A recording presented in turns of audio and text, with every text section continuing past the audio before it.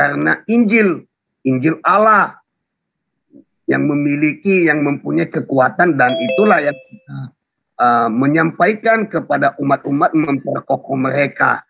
Mungkin Bang Juma, karena kita mungkin salah satu tokoh, dan tentu dalam hal itu kita akan memperkokoh mereka, memperkuat mereka dengan kaidah-kaidah yang telah tercatat, yang tertulis di kitab itu, ya. Tetapi tentu dalam hal itu kita menjadi contoh dan teladan buat mereka terlebih dahulu. Bagaimana kita bisa memperkokoh mereka, memperkuat mereka kalau kita tidak kokoh dan tidak kuat tentang kitab itu. Yang kayak begitu Bang Juma, karena juga di dalam dunia ini Allah juga telah memberikan dua pilihan. Mana yang mau kita pilih, masuk surga atau masuk dalam neraka. Nah, makanya di situ tadi ya memperkokoh iman saya. Itu tadi di dalam Injil Roma 1 ayat 16.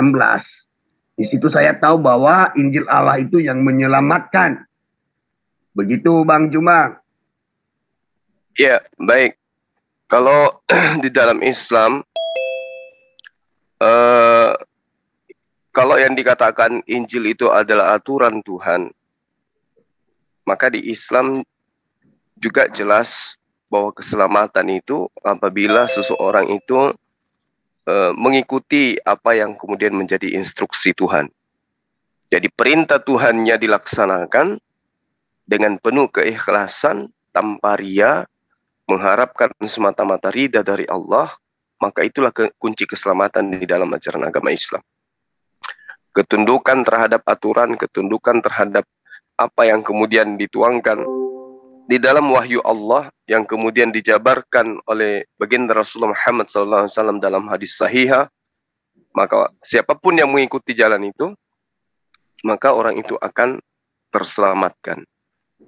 Nah, ini adalah hal yang kemudian menjadi panduan di dalam kehidupan umat beragama Islam. Wa qulil haqqu mir rabbikum. Jadi kebenaran itu di Islam, apapun kaidahnya, apapun teorinya, dan apapun kemudian yang diinginkan, jalannya itu sudah dituangkan di dalam pengajaran agama Islam, yaitu Al-Quranul Karim yang menjadi tuntunan. Karena di situ termaktub segala perintah dan larangan Tuhan. Nah, kalau di dalam pengajaran saudara Kristen mengenai keselamatan, nah ini yang sering menjadi acuan dialog tentang perintah Tuhannya yang kemudian dibatalkan. Perintah Tuhan yang dibatalkan, lalu kemudian digantikan dengan iman terhadap Yesus yang disalib di atas tiang.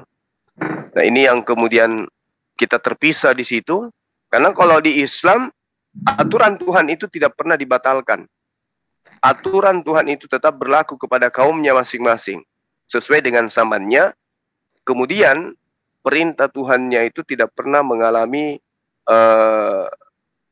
masa di mana perintah Tuhan itu sudah batal, lalu kemudian diganti dengan konsep baru. Terkecuali ada aturan Tuhan yang kemudian memang sifatnya hanya temporer, tidak dikukuhkan sebagai sebuah aturan yang kekal, melainkan sebuah aturan yang kemudian sifatnya dinamis, tidak statis. Namun demikian ada juga perintah yang statis, yang tetap, tidak pernah berubah. Nah, ini yang ada di dalam pengajaran agama Islam. Oleh karena itulah kemudian di Islam itu ada pengukuhan. Pada hari ini telah kusempurnakan agamamu, telah kusempurnakan ajaranmu. Dan aku memilih Islam sebagai jalan keselamatanmu. Itu ada di dalam Al-Quran. Sehingga kami umat Islam itu ketaatan itu tidak terlepas daripada apa yang diteorikan di dalam Al-Quran dan harus kami praktekkan dalam kehidupan sehari-hari. Begitu Pak Pendeta. Silakan. Oh, iya. Luar biasa Bang Jumaya penjelasannya tentang kaidah imannya di keislaman. Tentu dalam hal itu tadi sempat Bapak Juma menyinggung sedikit tentang kitab kekristenan ya, yang dimana ada pemisah menurut Bang Cuma tadi. Nah, sebenarnya kalau saya mau menjelaskan dengan apa itu Bang Juma pemisah itu, sebenarnya kekristenan itu sudah jelas-jelas Bapak Juma, menurut keyakinan kami, kepercayaan kami bahwa bukan diubah. Ya, Yesus itu datang sebenarnya Bang Juma ya untuk melengkapi, menyempurnakan kitab-kitab para nubuat sebelumnya, nabi-nabi sebelumnya. Dan itu di situ kita tarik garis besarnya sebenarnya bahwa apa yang diperkatakan Allah itu memang Allah itu menepati, karena Allah itu menepati janjinya. Dia tidak pernah ingkar janji. Nah, dan terjawab juga dan tergenapi. Menurut saya secara pribadi bahwa Allah itu benar-benar Allah yang hidup, Allah yang maha kuasa, serba bisa, sehingga apa yang telah dia sampaikan kepada nabi-nabi sebelumnya terjawab di dalam diri Yesus Kristus Bang Cuma. Nah, tentu dalam hal itu kita tahu dan harus mengerti sisilah sejarahnya. Ya, sejarahnya. Kalau kita tidak mengerti sejarahnya, sisilahnya, maka iman kita bisa kendor. Kalau kita tidak kuat di sana untuk memahaminya. Karena saya mau menarik sedikit, karena firman Tuhan mengatakan Bang Juma, umatku binasa karena tidak tahu pengetahuan. Nah, itu dalam hal itu kenapa kadang-kadang kita binasa, karena kurang pengetahuan mendalami dan membuka hati dalam suatu kebenaran tersebut. Nah, tentu dalam hal itu di mana saya mempunyai tadi keyakinan yang kokoh itu setelah saya membaca, karena Injil itu kata firman Tuhan Bang Juma sudah jelas-jelas dinyatakan bahwa ajarannya adalah ajaran kasih, mengasihi. Nah, tidak ada untuk saling membenci, karena juga Yesus mengatakan kasihilah musuh-musuhmu. Ya, kalau memang mereka juga membenci engkau, berdamailah dengan mereka. Ya, itu suatu upah kita. Dan di situ Bang Juma saya tarik bahwa ini yang benar-benar sebenarnya tidak ada permusuhan di dalamnya. Walaupun dia menyuruh kita kalau kita mau mendapatkan kehidupan yang kekal itu, ya harus kita ya mempunyai keyakinan yang kokoh itu dalam Injil. Nah, tentu di dalamnya itu tentang kebaikan, bukan tentang mau membinasakan orang atau buat onar, ya buat onar atau gara-gara ego kita, ya orang lain kena getahnya, kira-kira begitu. Begitu Bang Juma. Iya. Jadi kalau berbicara mengenai kasih ya, di dalam Islam itu aturannya sangat sempurna ajaran kasih itu. Sehingga kasih terbagi dua, kasih kepada Allah dan kasih kepada sesama manusia. Kalau kasih kepada Allah, itu jelas diterangkan oleh Allah sendiri, adalah mentaati dengan ikhlas perintah-perintahnya. Ya, jadi yang dikatakan kasih kepada Allah adalah mencintai Allah. Bagaimana cara mencintai Allah?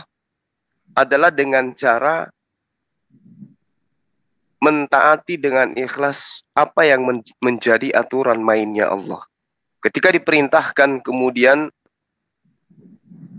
agar tunduk terhadap perintah, bentuk daripada kasih kepada Allah itu adalah taat untuk tunduk kepada perintah. Nah, terkait dengan ini Al-Quran menerangkan wa min ayati an khalaqalakum min anfusikum azwaja litaskunu ilaiha wa ja'ala bainakum mawaddatan wa rahmah. Jadi ada penekanan dari Allah agar engkau berkasih sayang, mawaddatan wa rahmah. Inna fi dzalika laayatil liqaumin yatafakkarun. Nah, itu perintah.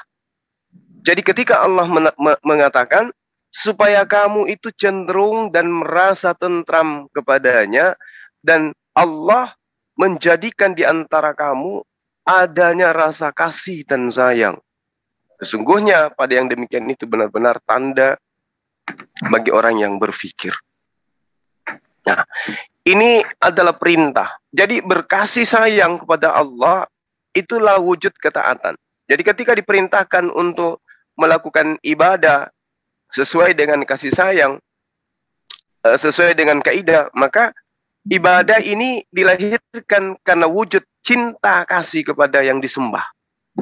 Lalu kemudian Allah menerangkan di dalam surah Al-Muntahana ayat 7, di mana Allah mengatakan Dia pencipta menimbulkan kasih sayang antara kamu dengan orang-orang yang kamu musuhi di antara kamu. Jadi ada rasa kasih sayang dengan orang-orang yang kita musuh, yang kita saling bermusuhan. Dan Allah adalah Maha Kuasa dan Maha Pengampun lagi Maha Penyayang. Jadi orang yang memusuhi kita itu pun ada rasa kasih sayang terhadap mereka. Itu kaidah yang diterangkan Al-Quran. Lalu kemudian Allah juga mengatakan di dalam surah Maryam ayat 96, Innal ladina amanu wa amilus salihati sayaj'alu lahumur rahmanu wudda.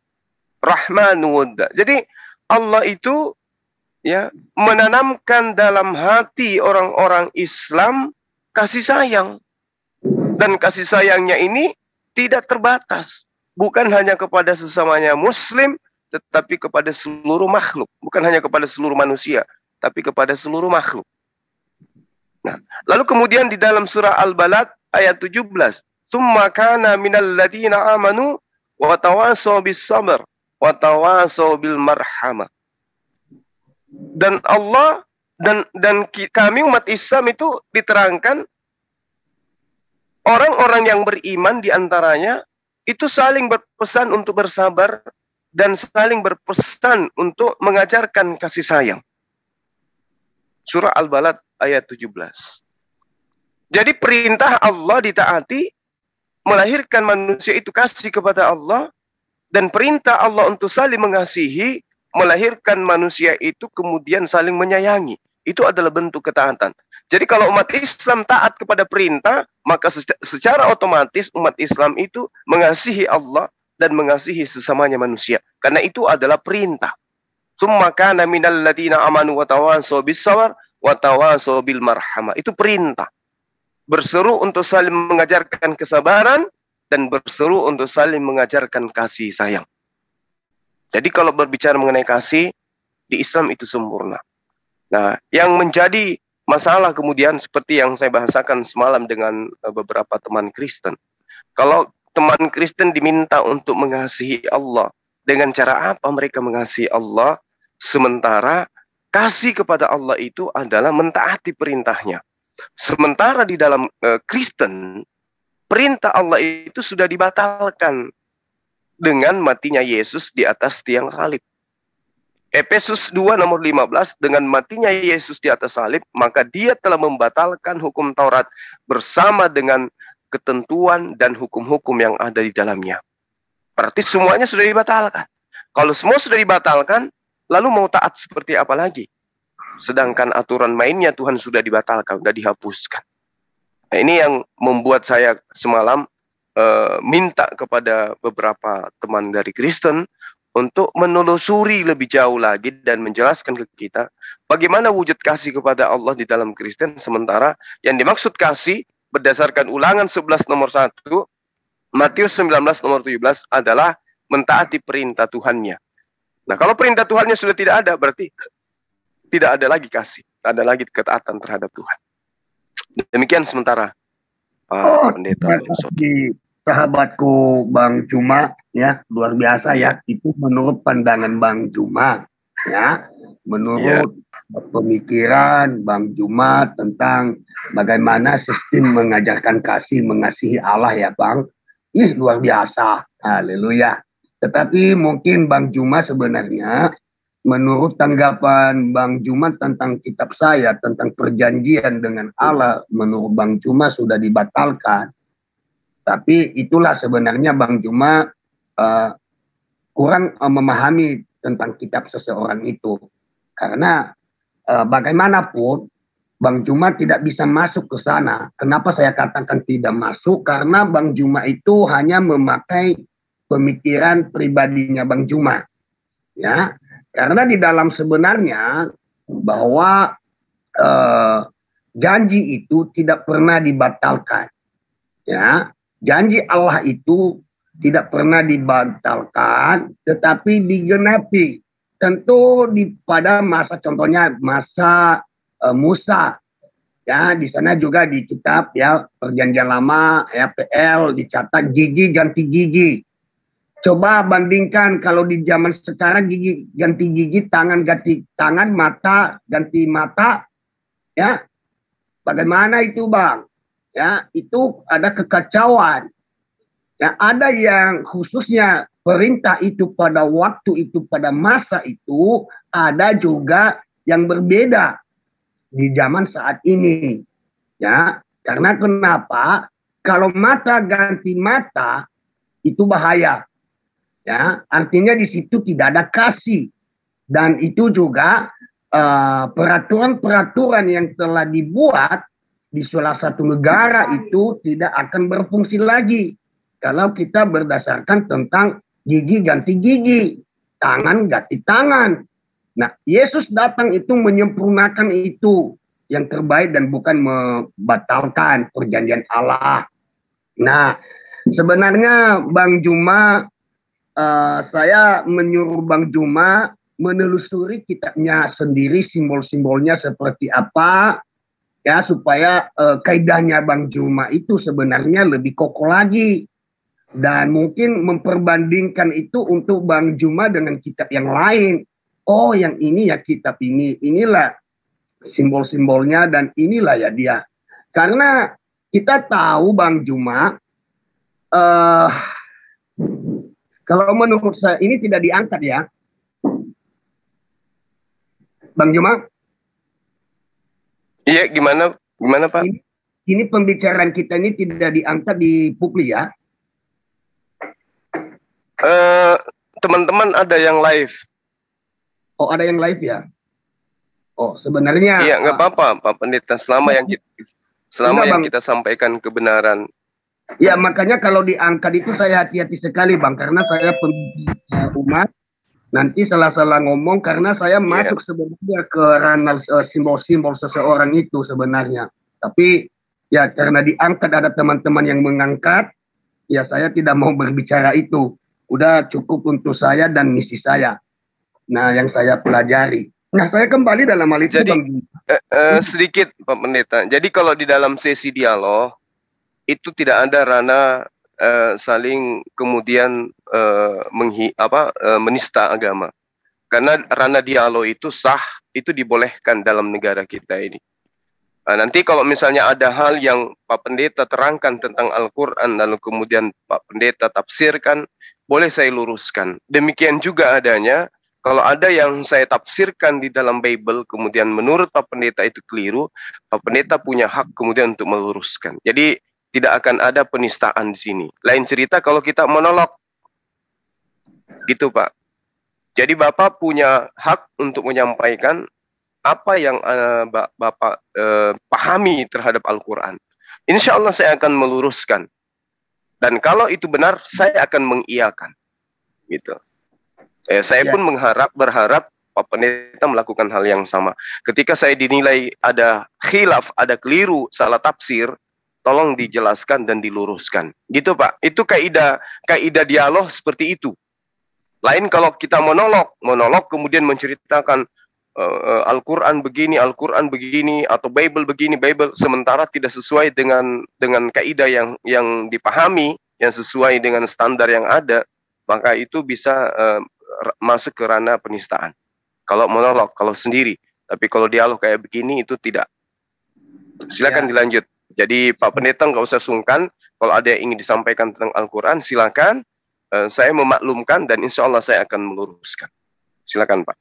Yang penting Bang Juma tanggung jawab ya, karena saya jujur begini. Saya dalam hal ini tanggung jawab. Kita sama-sama, kalau Pak Pendeta mengatakan tadi Pak Pendeta adalah tokoh, saya pun demikian. Saya juga tokoh. Jadi kita sama-sama berdialog. Tidak perlu ada yang kemudian kita takutkan. Selama niatan kita menyampaikan kebenaran. Silakan Pak. Dan apa yang kita sampaikan itu bisa kita pertanggungjawabkan. Saya rasa tidak akan sampai kepada ranah penistaan. Silakan. Oke, terima kasih ya Bang ya. Terima kasih karena juga saya sebenarnya hati-hati sekali. Ya. Silakan. Terima kasih ya. Itu nanti kita lihatlah gimana hasilnya nanti ke depan. Nah, bagaimana? Karena menurut saya ya mungkin pikiran Bang Juma begitu, tapi teman-teman yang lain akan beda-beda Bang Juma. Karena rambut sama hitam pikiran berbeda-beda. Kenapa Bang Juma sudah pernah saya lihat di YouTube teman-teman yang lain itu yang membuat tema-tema yang tidak sesuai. Sehingga banyak orang yang mengkomentar yang menghina seseorang. Makanya saya takut sekali setelah saya melihat itu sebenarnya. Nah, oke Bang Juma itu saya mau melanjut sebenarnya ya. Silakan. Tentu dalam hal ini Bang Juma, kalau kita mengasihi Allah, mencintai Allah, tentu kita mematuhi perintah-perintahnya. Seperti yang saya katakan tadi, tidak ada yang dibatalkan. Itu menurut Bang Juma dan tafsiran Bang Juma. Hanya Bang Juma tidak mengerti dan tidak memahami sebenarnya Yesus itu datang menyempurnakan. Nah, tentu kalau kita mencintai Tuhan itu bukan membela Tuhan. Apa hak kita membela Tuhan? Ya, apakah kita lebih berkuasa daripada Tuhan?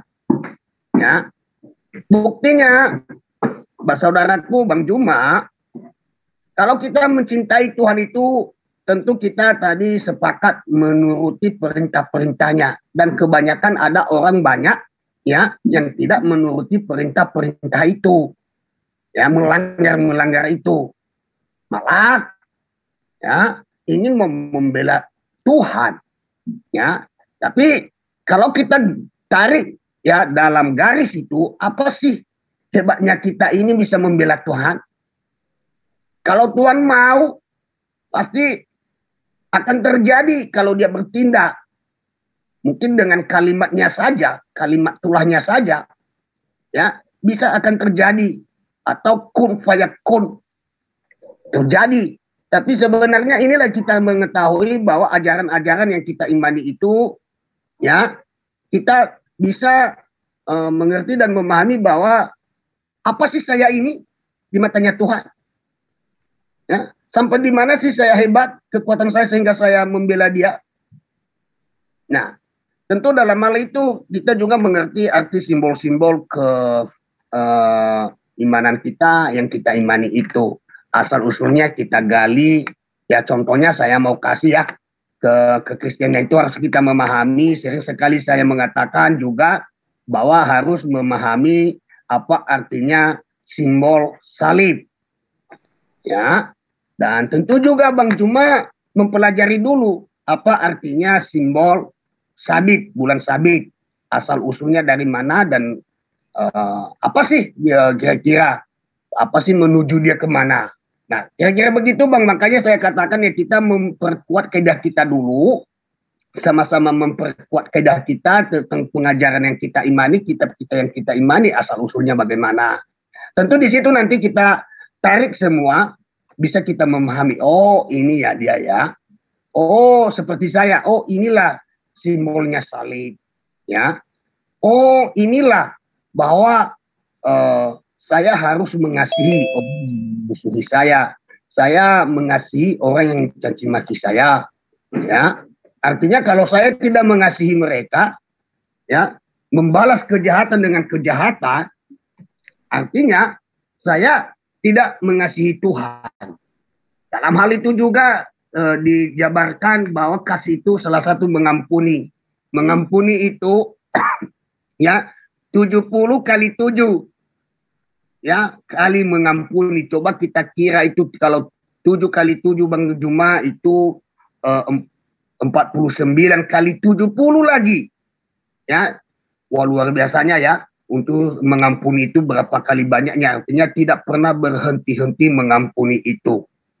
Nah, tentu dalam hal ini, Bang Juma, kita selalu mengerti dan memahami bahwa apa sih saya ini, sehingga saya bisa membela Tuhan. Ya, mungkin salah satu motivasi semangat dalam hal itu untuk memahami itu. Kebanyakan ada banyak orang yang mau membela Tuhan. Ya kayak begitu Bang Juma. Iya, makasih banyak Pak Pendeta. Ya, yang pertama, kemudian kaidah di dalam Islam. Kalau di dalam Islam itu tidak ada kemudian unsur di mana keselamatan itu harus digenapi kemudian dengan datangnya Tuhan menjadi korban penebusan. Jadi penebusan di dalam ajaran agama Islam itu hanya cukup dengan bertaubat. Ya ayyuhalladzina amanu tubu ilallah taubatan nasuha. Jadi Allah memahami, Allah paham, Allah tahu, Allah mengerti keterbatasan makhluknya, bahwa senantiasa kemudian makhluk ini akan khilaf di dalam perilakunya sebagai hamba. Oleh karena itu solusi yang diberikan oleh Allah adalah bertaubat. Jika engkau kemudian melakukan kesalahan, engkau kemudian melakukan kekhilafan, engkau berbuat dosa, maka cara penebusannya adalah bertaubat. Allah menerangkan itu dalam Al-Quran. Ya ayyuhalladzina amanu tubu ilallahi taubatan nasuha. Asa rabbukum ayyukaffira ankum sayyi'atikum wa yudkhilakum jannah. Ini adalah penegasan Allah. Tuhan kamu akan menghapus kesalahan-kesalahanmu dan memasukkan kamu ke dalam surga. Jadi tidak perlu kemudian ada konsep Tuhan datang menebus dosa. Itu tidak dikenal di dalam ajaran Islam.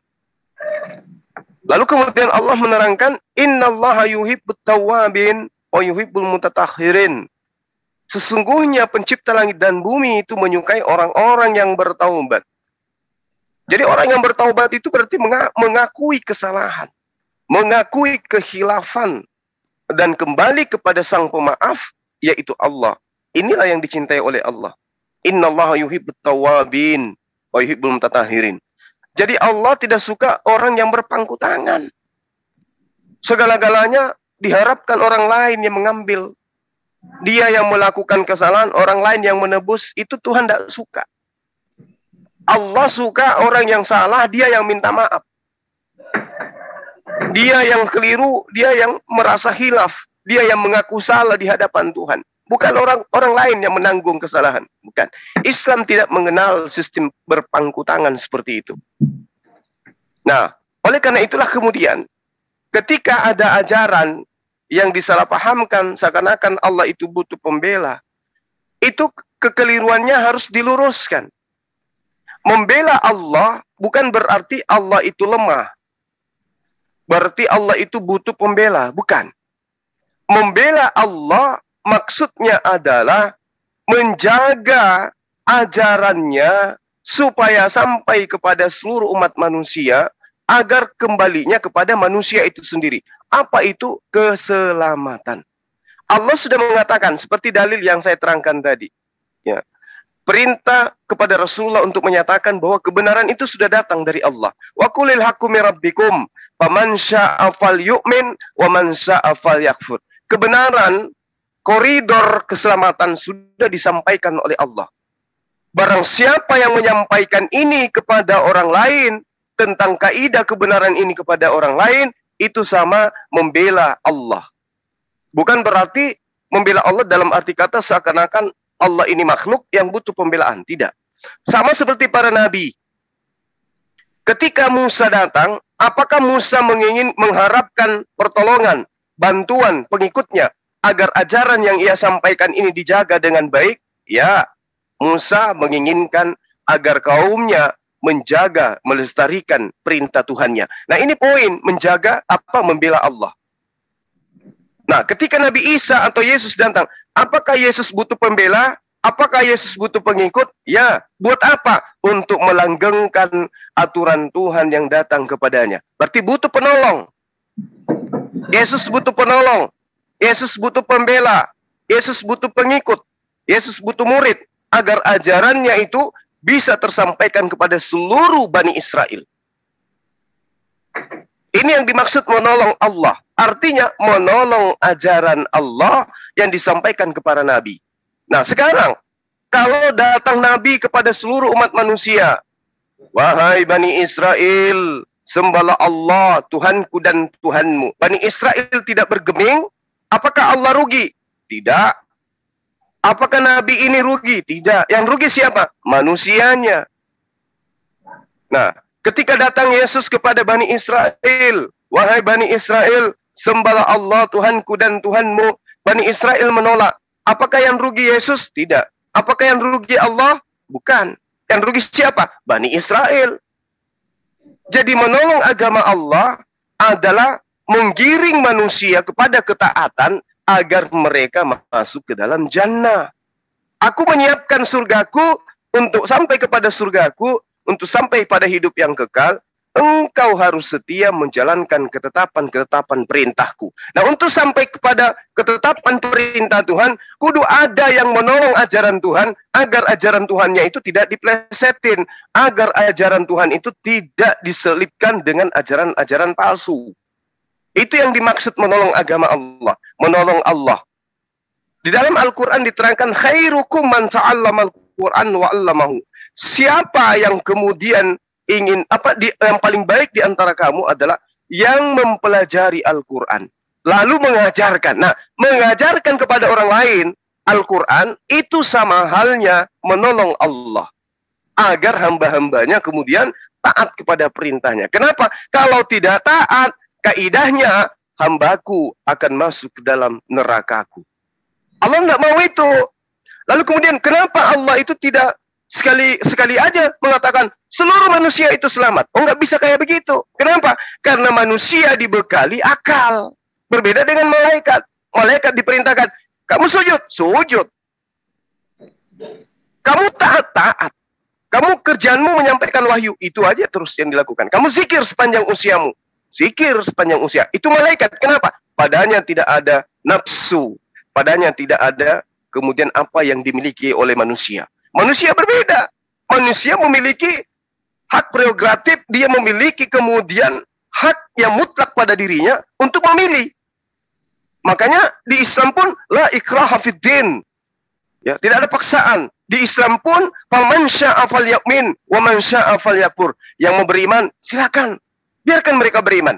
Yang mau kufur, ingkar, silakan mereka mau ingkar.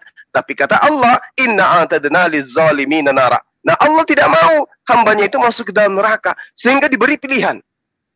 Nah, kalau toh pilihannya sudah ada, tapi dia tetap memilih jalan yang sesat, maka akan diupah dengan neraka. Nah, membela agama Allah, membela Allah adalah sama dengan menjaga, melestarikan firman Tuhan agar tidak dibatalkan oleh para penyesat. Itu yang bisa saya sampaikan, Pak Pendeta. Terus, oke, silakan.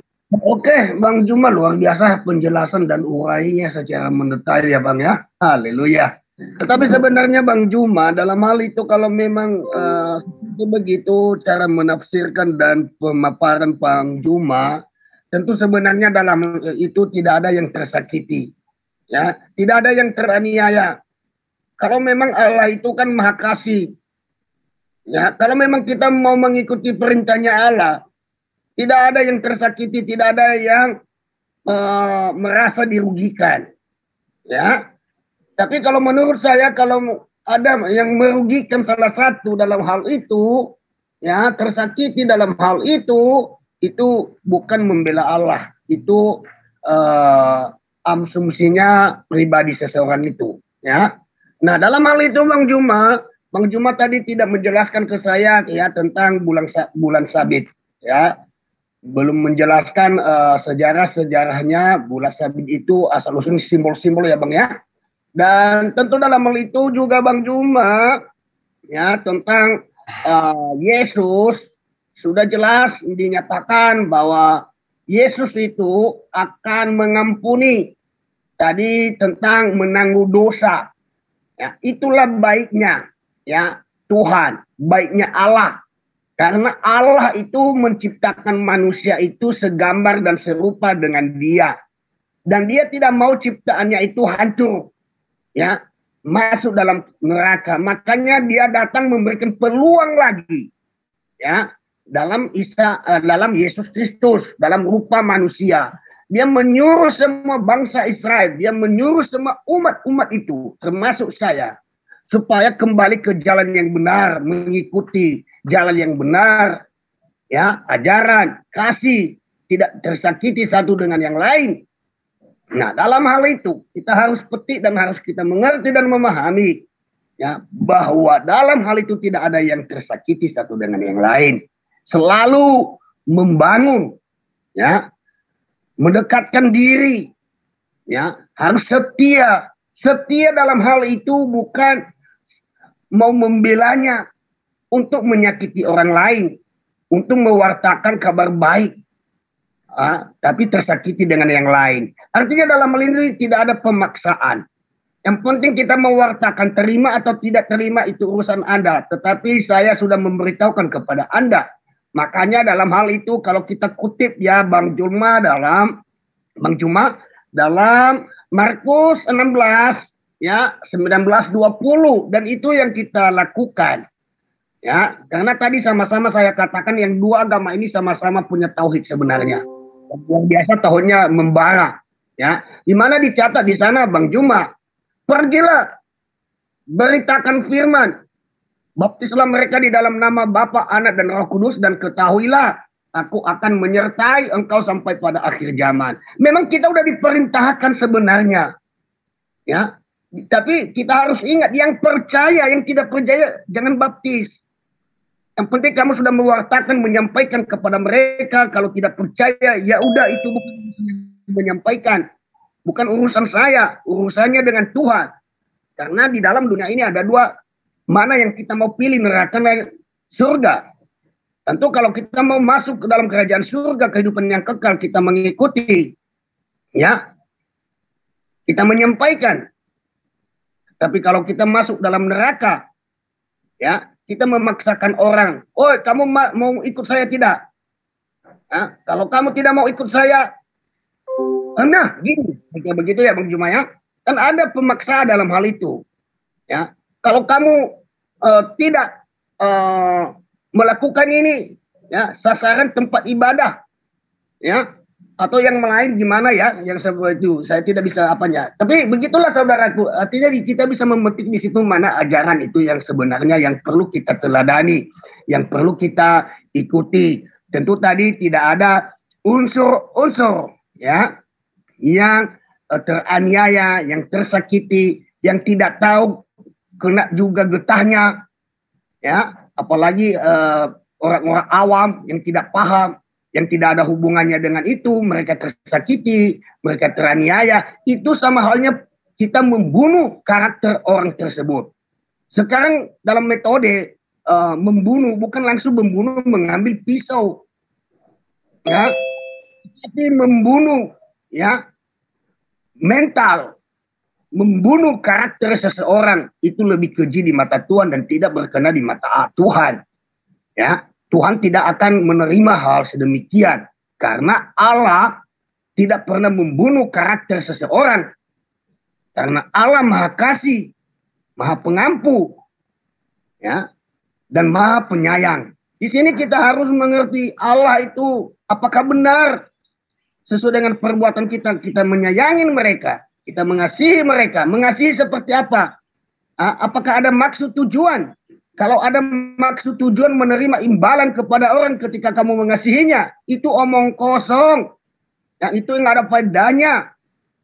Karena ketika kita mengasihi orang, kita menolong orang, kita mewartakan kabar baik, ya, tanpa tidak mengasihi mereka, percuma. Sia-sia, ada tersakiti, percuma. Itu bukan Maha Penyayang, bukan Maha Pengasih yang kita ikuti, tetapi ambisi pribadi seseorang itu.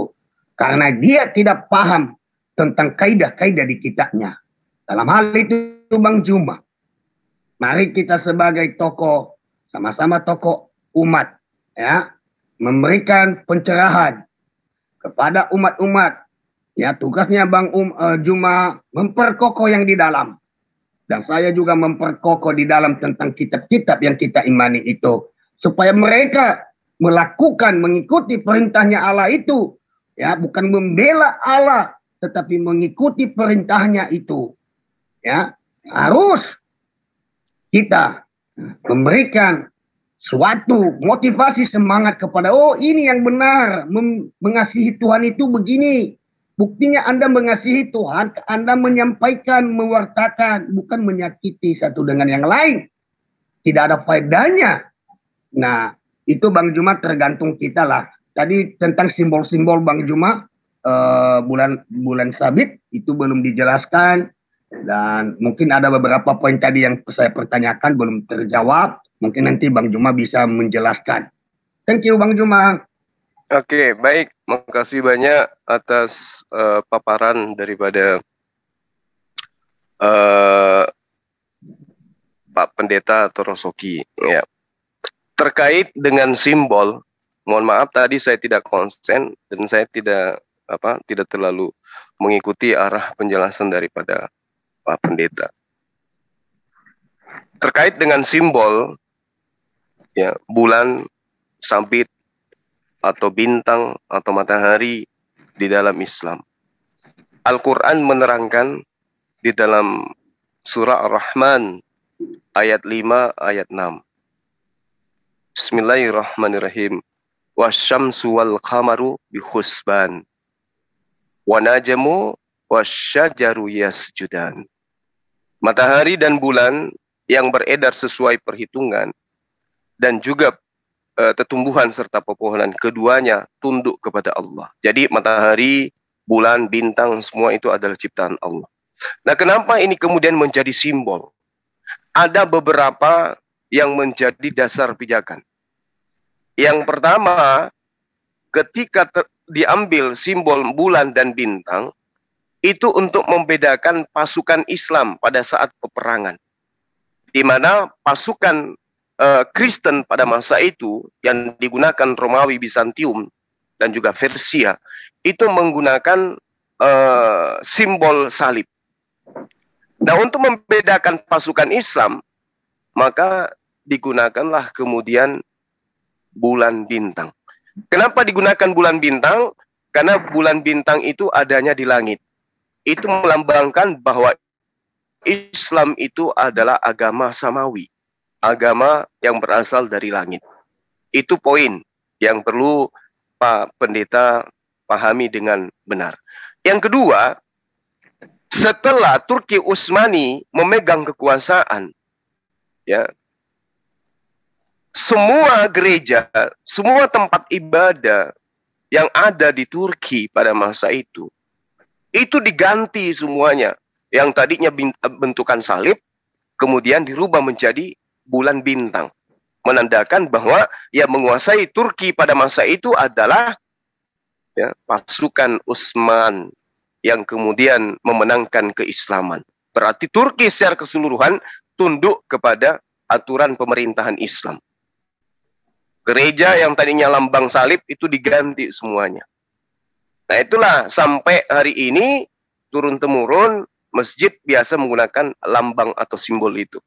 Nah, namun kalau dikatakan Islam itu ada kaitannya dengan penyembahannya kepada matahari, bulan, enggak. Karena Al-Quran menerangkan alam semesta ini termasuk benda-benda langit itu semua diterangkan oleh Al-Quran sebagai ciptaan Allah Subhanahu wa Ta'ala.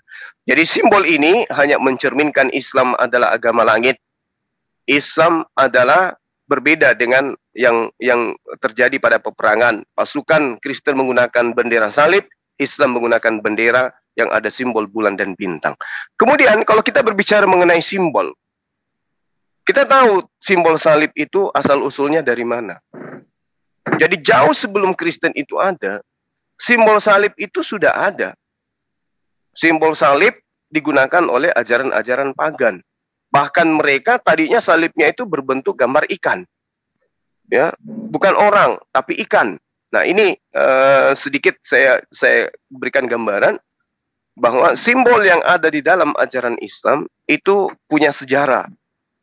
Nah sementara Kristen juga punya sejarah di mana salib itu adalah merupakan lambang di mana Yesus tadinya itu mati di atas tiang salib. Tapi kalau kita melihat lebih jauh, secara kritis kita menelaah secara bahasa, di dalam pengajaran bahasa Yunani dan juga bahasa Inggris, Yesus itu digantungnya bukan di atas salib, menurut Bible dalam versi bahasa Inggris dan juga Yunani. Tapi dia digantungnya di atas pohon. Itu bisa dibuktikan secara bahasa.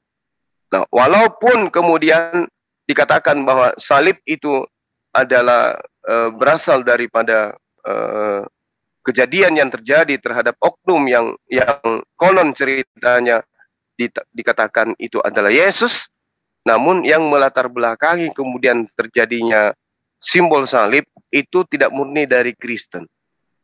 Ya, beberapa filosofi Kristen menerangkan bahwa tanda salib itu sudah ada jauh sebelum Kristen itu ada.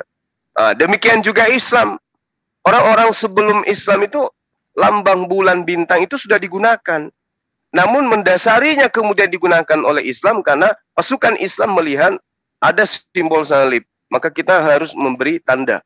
Pasukan Islam dengan tanda bulan bintang sebagai penggambaran bahwa Islam itu adalah agama langit. Saya kira begitu Pak Pendeta Torosoki, hal yang tidak perlu kemudian dibesar-besarkan, karena kalau kita besar-besarkan maka akan semakin rancu nantinya, karena di kota saya Pak, di kota saya itu pas 100 meter dari tempat saya tugas, di kantor saya itu, ada gereja yang sebelah kanannya yang pernah terjadi pengeboman itu, ada sebelah kanannya itu salibnya berbentuk salib, tapi gereja yang sebelah kiri saya itu di atas menaranya ada patung ayam jantan. Jadi itu ada yang patung ayam, ada yang berbentuk salib, dan macam-macam. Nah, ini kalau mau ditelusuri akan semakin repot nantinya, karena kalau dikatakan bulan bintang adalah pasukan tentara yang mengatasnamakan Islam sebagai kode bahwa kita adalah pasukan dari langit.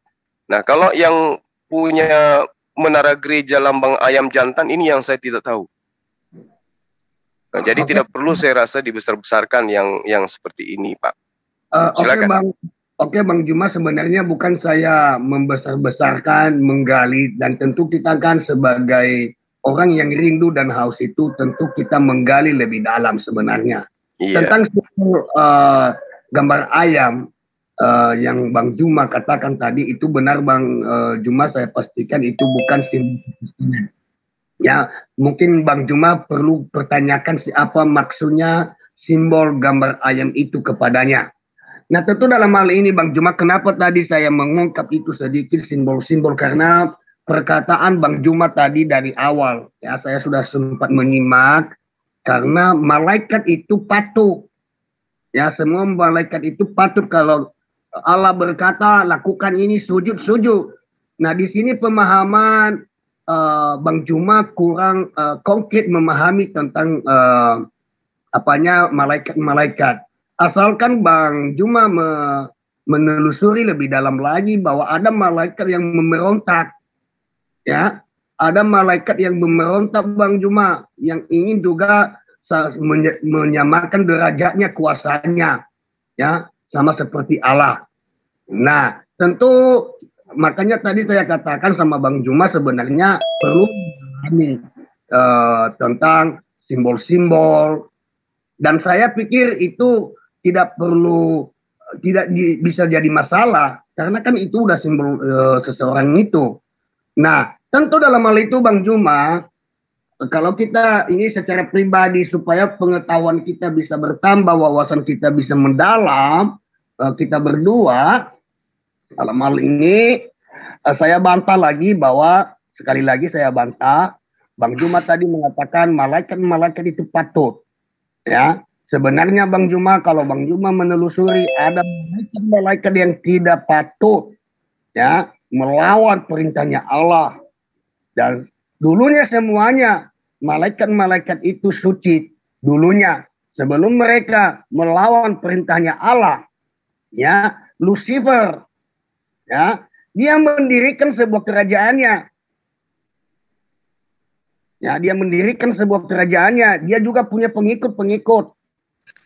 Tentu dalam hal itu kita sebagai umat, kita sebagai manusia harus menelusuri yang ingin meneliti itu semua, Bang Juma. Sebenarnya dalam hal itu, Bang Juma, kita selalu membuka hati dalam hal itu. Kita harus mengerti, memahami. Kalau kita tidak memahami, bagaimana kita bisa memperkokoh, ya, kaidah-kaidah kita. Nah, saya tidak mau masuk ke sana. Artinya Bang Juma menelusuri asal-usulnya. Mungkin tadi Bang Juma itu simbol-simbolnya, Bang Juma mengatakan ketika ada peperangan, ya, peperangan antara bangsa Romawi, lambang ke salib dengan bulan bintang. Nah, itu memang iya, itu pertanda. Dan setiap orang yang memenangkan pertempuran itu dia pasang simbolnya. Tetapi tentu dalam hal itu ada yang perlu kita gali lebih dalam lagi secara pribadi kita supaya kita memahami asal-usulnya bahwa kenapa bisa ada seperti demikian. Kenapa bisa Bang Juma tadi menyebutkan bahwa dari langit ya, dari langit. Nah, oke lah Bang Juma, mungkin nanti tinggal menjawab saja, walaupun tidak mendetail.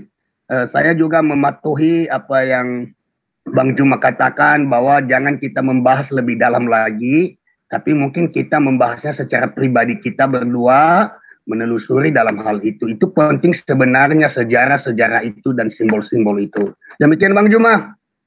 Iya, makasih Pak Pendeta. Jadi gini, saya bukannya tidak ingin membahas, ya. Artinya gini, kalau kita sudah memahami sejarah daripada penggunaan simbol itu dan kita mau menerima, berarti kita tidak perlu lagi membahas. Tapi kalau masih ada hal yang kemudian ingin Pak Pendeta sampaikan dari simbol-simbol ini, saya 24 jam membuka diri untuk itu dibahas. Kalau itu dianggap sesuatu yang penting dan ada hal yang ingin Pak Pendeta sampaikan, saya buka diri untuk kemudian kita bahas itu. Saya membahas apapun boleh. Cuman kalau saya sudah sampaikan bahwa itu terkait dengan sejarah, ada asal-usul penggunaan, kemudian masih ada hal yang dianggap penting untuk kita uraikan, saya dengan senang hati membuka diri untuk membahas itu. Mungkin Pak Pendeta bisa cari waktu yang tepat kapan kita bisa kemudian bertemu di Zoom ini untuk membahas antara simbol bulan bintang versus simbol salib. Nah, itu bagus itu Pak. Tapi kalau memang ada hal yang mungkin Pak Pendeta ingin sampaikan. Nah, terkait dengan apa yang Pak Pendeta katakan bahwa malaikat ketika disuruh sujud maka mereka sujud. Tapi ada kemudian yang melakukan pembangkangan. Nah gini Pak, untuk mengetahui, ini yang terkait dengan Islam ya, untuk mengetahui kemudian makna lebih dalam satu ayat dalam Al-Quran, pertama, selain orang itu mampu menguasai bahasa Arab, baginya juga penting untuk memahami penafsiran. Jadi minimal orang itu bisa membaca tafsir. Nah, kenapa? Karena di dalam kitab-kitab tafsir, para ulama sepanjang 14 abad itu menulis berbagai penafsiran dan penjelasan yang nyaris jarang kita baca sebagai orang Indonesia. Kenapa? Karena kitab-kitab tafsir itu umumnya menggunakan bahasa Arab. Nah, sementara yang dibaca oleh kebanyakan umat Islam di Indonesia khususnya dan Kristen pada umumnya itu hanya sebatas terjemahan Al-Quran. Sama sekali tidak mencukupi untuk bisa lebih paham, lebih mengenal ke dalam tentang ayat per ayat yang dimaksud di dalam Al-Quran itu sendiri. Contoh misalnya, ketika kita membaca data yang berkaitan dengan apa yang Pak Pendeta uraikan di dalam kitab tafsir Al-Qurtubi misalnya. Di situ dijelaskan bahwa apa yang kemudian diperintahkan kepada para malaikat untuk sujud kepada Adam, iblis di sini termasuk di dalam yang diseru. Kenapa? Karena yang diminta untuk bersujud disebut malaikat, kemudian di antara malaikat yang disebut malaikat ini ada yang tidak mau bersujud. Setelah diteliti, ternyata makhluk-makhluk yang tidak bersujud ini adalah mereka yang dicipta dari bahan api. Sementara malaikat itu dari cahaya. Yang dari api ini yang ngotot kemudian. Yang tidak mau bersujud. Nah, sehingga ketika Allah perintahkan untuk bersujud kepada malaikat, kepada Adam, semua yang hadir di situ ketika diseru malaikat merasa diri mereka itu adalah malaikat. Contoh, ketika Allah melaknati iblis, apa yang iblis kemudian katakan? Dia tidak protes. Loh, yang kalian suruh, yang Allah suruh kan cuma malaikat, kok saya yang dikutuk? Tidak. Kenapa? Karena iblis sadar bahwa ketika ada perintah untuk bersujud kepada Adam, itu bukan hanya kepada seruan kepada malaikat saja, tapi semua makhluk yang ada pada masa itu, termasuk iblisnya. Ya, jadi kata malaikat itu untuk mewakili semuanya. Tapi bukan berarti iblisnya ini murni berasal daripada malaikat seutuhnya. Tapi dia adalah makhluk yang gaib yang berasal daripada penciptaan api. Nah, ini yang dijelaskan di dalam kitab tafsir Al-Qurtubi, Pak Pendeta. Jadi bukan iblisnya yang di dalam arti kata malaikat ini adalah iblis, tidak. Tapi dia masuk di dalam golongan seruan, di mana iblis itu dahulunya adalah malaikat yang makhluk yang diserupakan dengan malaikat yang kemudian disebut dengan nama Azazil. Kenapa disebut malaikat? Karena pada masa itu belum ada pembangkangan. Ketika mereka melakukan pembangkangan, ya, maka di situ diterangkan dia membangkang karena memang proses awal penciptaannya berbeda dengan para malaikat. Malaikat dari cahaya, sementara mereka dari api. Nah, iblis ketika dikutuk pun dia nggak protes. Loh, yang disuruh kan malaikat, kenapa saya yang dikutuk? Makanya saya nggak sujud, dan saya nggak diperintahkan. Bukan kayak begitu. Bukti bahwa yang diseru juga di situ adalah iblis, mereka menerima kutukan ketika mereka dikutuk oleh Allah karena nggak mau sujud kepada Nabi Adam alaihissalam. Nah, lalu kemudian iblisnya pun menerima, bahkan meminta, ya udah kalau begitu izinkan saya untuk menggodai, untuk membuktikan bahwa tidak pantas kami yang lebih tinggi derajatnya yang dicipta dari api ini sujud kepada makhlukmu yang ciptaannya berasal dari tanah. Gak pantas. Saya akan buktikan, akan kugiring semuanya masuk ke neraka bersama dengan aku. Kecuali mereka yang sedikit yang taat, dan akan engkau temukan hanya sedikit yang akan taat kepadamu. Nah, ini yang diterangkan di dalam Al-Qur'an berkaitan dengan tafsir Al-Qurtubi. Jadi kami umat Islam dalam memahami data itu seperti itu, Pak Pendeta. Ketika ada perintah, wa isqala rabbuka lil malaikati inni ja'ilun fil ardi khalifah qalu ataj'alu fiha may yufsidu fiha wa yasfiku dima wa nahnu nusabbihu bihamdika wa nuqaddisu qala inni a'lamu ma la ta'lamun wa 'allama adama al-asma'a kullaha thumma aradahum 'alal malaika faqalu faqala dan seterusnya. Nah, ini menjelaskan illa iblis, kecuali iblis. Jadi perintahnya juga kepada iblis. Meskipun seruannya hanya kepada malaikat, tapi iblis pun kena di situ, karena di situ juga ada mereka. Tapi ternyata mereka nggak mau sujud. Gitu loh, Pak. Sehingga, ya, silakan. Ada Bang, ada lanjutan lagi Bang? Enggak. Itu poinnya, Pak. Jadi seruannya kepada malaikat, tetapi pada prinsipnya semua yang hadir pada saat itu diminta oleh Allah untuk bersujud. Buktinya iblis menerima ketika dia dikutuk oleh Allah. Silakan. Oke, Bang Juma luar biasa ya. Nah, menurut pemaparan Bang Juma ini yang luar biasa sebenarnya. Nah, Saya akan mau menanggapi Bang Juma. Silakan. Dan hal itu tadi tentang memahami tentang Al-Quran, bahasa Arab yang asli. Nah, tentu sebenarnya kenapa? Karena Bang Juma tadi memberikan perbandingan Islam di Indonesia dan mungkin Kristen secara umumnya yang mungkin mencopot-copot ya Bang ya. Ya kan Bang, kira-kira begitu ya, kurang memahami ya satu persatu. Nah, tentu dalam hal itu Bang Juma saya pikir bukan mereka mencopot ya. Kenapa saya? Karena kalau mereka orang Arab ya, sudah jelas mereka mengerti dan memahami Quran Arab ya. Begitu juga sebenarnya kalau mereka itu orang Yunani dan Ibrani, mereka lebih paham tentang bahasa mereka, Bang Juma. Ya, mereka lebih mengerti karena mereka itu bahasa mereka sehari-hari. Ya, tetapi kenapa orang Indonesia?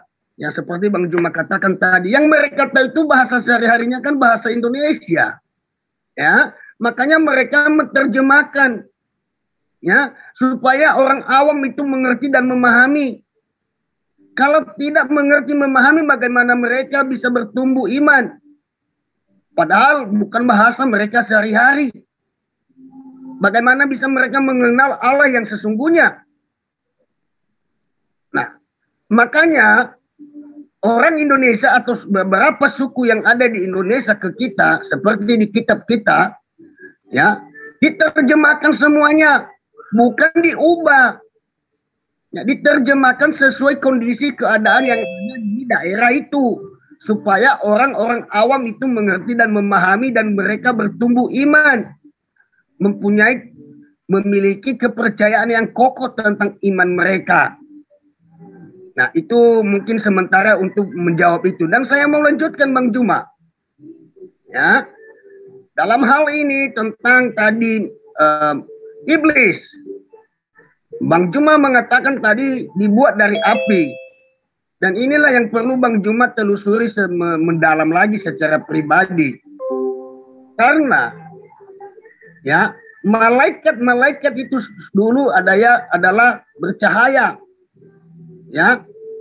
Malaikat itu Bang Juma ya, kenapa menjadi iblis? Karena ada pemberontak. Ada yang melarang, ada yang tidak mengikuti perintahnya Tuhan, ada sejarahnya, makanya kita menggali tadi itu sebenarnya. Tapi mungkin nanti jangan kita angkat di publik karena nanti penafsiran beda-beda, pemahaman beda-beda dan jadi polemik nanti jadinya. Mungkin nanti itu pribadi kita berdua khususnya untuk memperdalamnya. Nah, dalam hal ini Bang Juma, iblis itu yang menciptakan itu hanya satu, adalah Allah. Ya, sebenarnya Allah tidak pernah menciptakan iblis. Tetapi kenapa mereka menjadi iblis, dinyatakan iblis, itu asal usulnya dari malaikat yang memberontak tadi. Tadi saya sudah mengungkapkan kepada Bang Juma seperti Lucifer, hell. Mungkin Bang Juma mengerti arti bahasa itu kan. Nah, dalam hal itu ketika dia memberontak, makanya Allah betul-betul juga mempertahankan kuasanya. Ya, kamu memberontak, kamu membuat pasukan. Ya. Karena sebelum dilemparkan, malaikat itu sebelum dilemparkan di muka bumi ini, dulunya mereka itu orangnya kudus, bercahaya. Tapi setelah dilemparkan, ya, karena ada malaikat yang membawa perintahnya Allah, tapi tidak bisa dia terima, ya, dia melemparkan itu suatu perintah itu, ya. Tetapi dalam hal itu saya tidak mau mengulasnya lebih dalam di sini, Bang Juma. Itu tadi yang saya katakan bahwa beda-beda penafsiran teman-teman yang lain nanti bisa-bisa salah pemikiran, nanti jadi masalah polemik buat kita. Mungkin nanti kalau memang Abang mau mendalami, kita sama-sama mendalami simbol-simbol tadi, ya, simbol kekristenan, ke apa tadi, beberapa agama mempunyai simbol, ya. Itu mungkin secara pribadi kita terbuka, nanti kita open. Secara pribadi, tapi jangan diangkat di publik. Begitu Bang Juma. Mohon maaf Bang Juma, mungkin saya kasih sedikit saja, saya tidak mau bantah lagi, karena saya juga akan mau mundur dalam diskusi ini. Begitu Bang Juma. Iya, makasih banyak Pak Pendeta Antoro Soki. Jadi terkait dengan simbol, saya tidak ada masalah dengan itu Pak, karena saya paham sejarahnya. Jadi mau dikuliti sampai kapanpun saya pasti akan ladeni. Ya. Nah, terkait dengan tentang malaikat dan juga yang Bapak katakan tadi, bahasa. Iya, mengenai bahasa, bahwa kami umat Islam memahami Al-Quran itu salah satu poin untuk mengkajinya adalah dengan terjemah. Tetapi dengan terjemah saja itu tidak cukup. Apalagi kalau diperuntukkan untuk mengkritisi gitu. Kalau untuk memahami, mungkin bisa paham melalui terjemahan. Tapi untuk mengkritisi Quran dengan menggunakan satu terjemahan saja itu nggak bisa. Nggak bisa. Nah, kenapa kemudian para ulama mampu menerjemahkan kata per kata di dalam Al-Quran? Karena mereka mengkritisi. Misalnya ada perintah qala. Ya. Ini yang berkata siapa? Nah, mereka mengkritisi Al-Quran ini dengan tujuan untuk mengetahui makna yang sesungguhnya. Maka poin yang mereka gunakan bukan hanya terjemah tok, bukan mentranslate dari bahasa Arab ke bahasa Indonesia tok, tetapi mereka harus menguasai nahwu, sharaf, balaga, tafsir, dan seterusnya. Itu yang perlu dipahami. Nah, sehingga ketika dikatakan qala, oh di situ kemudian muncul pemahaman yang berkata adalah Allah. Ya, jadi tidak bisa hanya terjemah di dalam memahami makna. Karena para penafsir Al-Quran juga mengkritisi Al-Quran. Apa tujuan mengkritisinya? Bukan mencari kesalahan, tetapi mencari makna yang sesungguhnya. Mereka menggunakan kemudian ilmu kritik Al-Quran. Nah, ilmu kritik Al-Quran ini senjatanya adalah nahwu, sharaf, balaga, i'raf, dan semua disiplin ilmu yang digunakan kemudian untuk mengkaji kata per kata dalam Al-Quran. Berbeda kalau kita hanya mau memahami, maka cukup dengan terjemah. Tapi kalau mau mengkritisi, harus menguliti berdasarkan kaidah ilmunya. Itu loh Pak, makanya Al-Quran itu selalu menyertakan original text sebagai dasar pijakan. Misalnya nih, saya membaca terjemah, misalnya gini, Allah berfirman, apakah yang menghalangimu wahai iblis untuk bersujud kepada Adam ketika aku menyuruhmu? Iblis menjawab, aku lebih baik daripada dia. Engkau ciptakan aku dari api, sedangkan dia engkau ciptakan dari tanah. Nah, saya datang kepada orang yang lebih paham. Bukan mengkritisi Al-Quran melalui terjemah. Saya datang kepada orang yang lebih paham. Pak, di dalam terjemahan Al-Quran diterangkan, apakah yang menghalangi engkau untuk sujud kepada Adam ketika aku menyuruhmu? Sementara Pak, di terjemahan lain saya melihat yang disuruh di situ hanya malaikat. Kenapa iblis di sini yang dikatakan, mengapa engkau wahai iblis tidak mau sujud kepada Adam ketika aku menyuruhmu sujud? Iblis menjawab, aku lebih baik daripada dia. Engkau ciptakan aku dari api, sedangkan dia engkau ciptakan dari tanah. Nah, orang yang paham Al-Quran kemudian menjelaskan. Dengan cara apa? Menggunakan disiplin ilmu yang tadi. Qala mana aka Allah tasjuda is amartuka. Qala ana khairum minhu. Fahalaqtani min nari wa khalaqtahu min tin. Nah, di sini baru dijelaskan menurut kaidah bahasanya, menurut nahwu sharafnya, asbabul nusulnya, dan seterusnya. Itu proses belajar Quran kayak begitu. Jadi kalau hanya menggunakan terjemah, memang nggak nyampe. Nah, contoh misalnya di dalam surah Al-Baqarah ayat 34. Wa iz qulna lil malaikati isjudu li adama fasajadu illa iblis. Yang diperintahkan hanya malaikat. Kenapa iblis yang dikutuk? Ternyata jawabannya ada di dalam surah Al-Kahfi atau ada di dalam surah Al-Araf ayat surah Al-Araf ayat 12 yang saya bacakan tadi. Apa buktinya bahwa yang diperintah untuk bersujud juga adalah iblis? Buktinya tertera di dalam surah Al-Araf ayat 12. Halaktani, engkau menciptakan aku minnar dari api, wahalaktahu mintin. Sementara dia kau ciptakan dari tanah. Siapa yang diciptakan dari api? Oh, ternyata iblis. Berarti ketika ada perintah di dalam surah Al-Baqarah untuk sujud, iblis juga diperintahkan bersujud. Gitu cara belajarnya. Jadi terjemah harus ada untuk dipahami maknanya. Kemudian orang-orang yang tidak ngerti maknanya, jangan lahir sebagai pengkritik. Tetapi lahir sebagai orang yang ingin belajar. Kepada siapa? Kepada yang ahli Al-Quran. Begitu Pak Pendeta. Makanya sering kita melihat orang-orang seperti Rudy Yohanes menyerang Al-Quran. Hanya modal terjemah. Itu timpang itu Pak. Nggak bisa. Nggak nyambung gitu. Nggak sampai gitu loh. Kenapa? Karena membaca kitabnya saja dia tidak bisa. Tapi dia mencoba untuk mengkritisin kitab itu. Itu lucu. Makanya aku bilang dia itu akrobat. Gitu Pak Pendeta. Ya, jadi kalau misalnya dikatakan yang disuruh kan malaikat. Kenapa iblis? Oh, ternyata dijawab oleh surah Al-Araf ayat 12 bahwa yang diperintahkan bersujud juga adalah iblis. Halaktani minnar wa halaktahu mintin.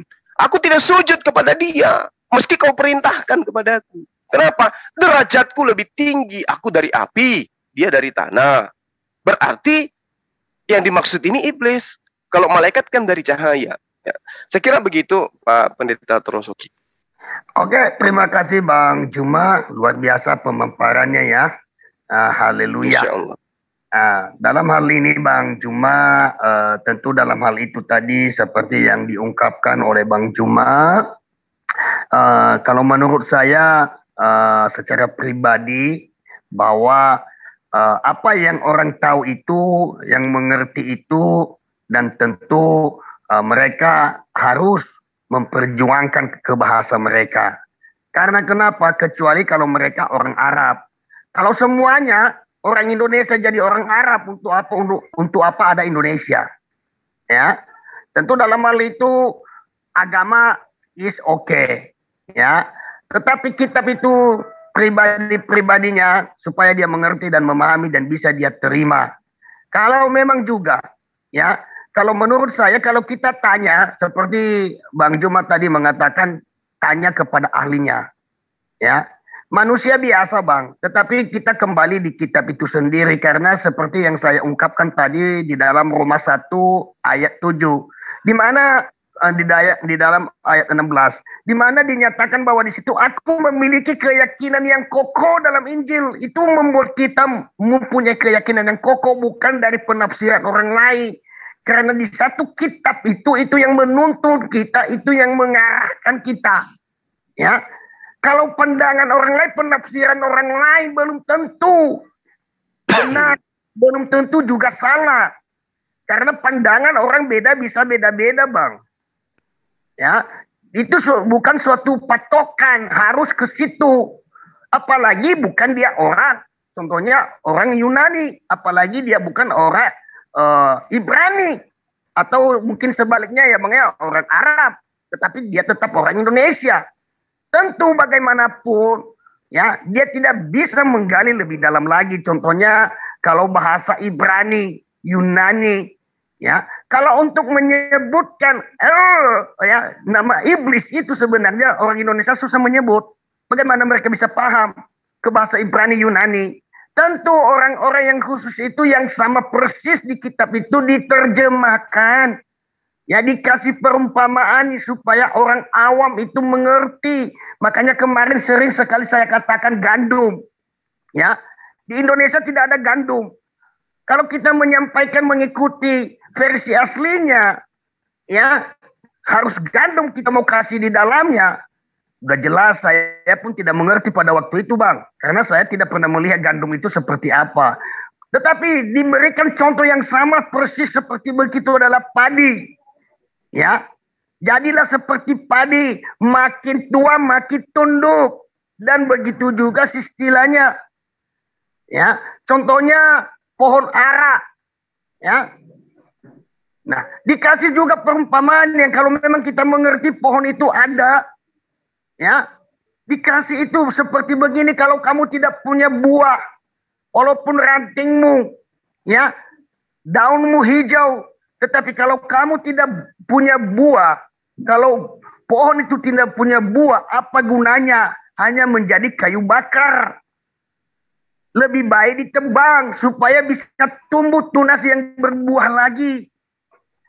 Yang bisa dinikmati oleh orang, yang bisa dinikmati oleh manusia, orang yang berlindung di suatu pohon itu ada buah kehidupan. Nah, kadang-kadang untuk disitu dikasih perumpamaan, ya. Dalam hal itu, Bang Juma, ya, puji Tuhan, Bang Juma, kita sudah berdiskusi panjang sedikit. Dan mungkin bisa kita ambil poin-poinnya dalam pribadi kita. Menurut kita baik, yang tidak baik jangan diambil. Yang baik diambil dan kita perbuat, kita mengembangkan ilmu dan kajian kita yang menurut kita baik. Dan yang tidak baik jangan kita ambil dan kita tinggalkan di sini saja dalam via Zoom ini. Kalau memang ada kata-kata yang kurang elok Pak Juma, menurut pandangan Bang Juma dalam percakapan saya, mungkin dalam cara metode menyampaikan, mungkin ada yang kurang lengkap, yang sempurna, mohon dimaklumi. Biarlah semuanya yang kita sampaikan pada malam ini, pada pagi ini, siang ini menjadi hormat dan kemuliaan bagi Tuhan kita yang kita sembah. Amin. Terima kasih. Mohon maaf saya mundur diri. Thank you Bang Juma. Iya, makasih Pak Pendeta Torosoki atas paparannya. Semoga Pak Pendeta tetap sehat senantiasa. Ya, saya mendoakan apa yang Pak Pendeta paparkan barusan. Saya yakin bahwa itu tujuannya adalah untuk memberikan edukasi yang baik terhadap umat.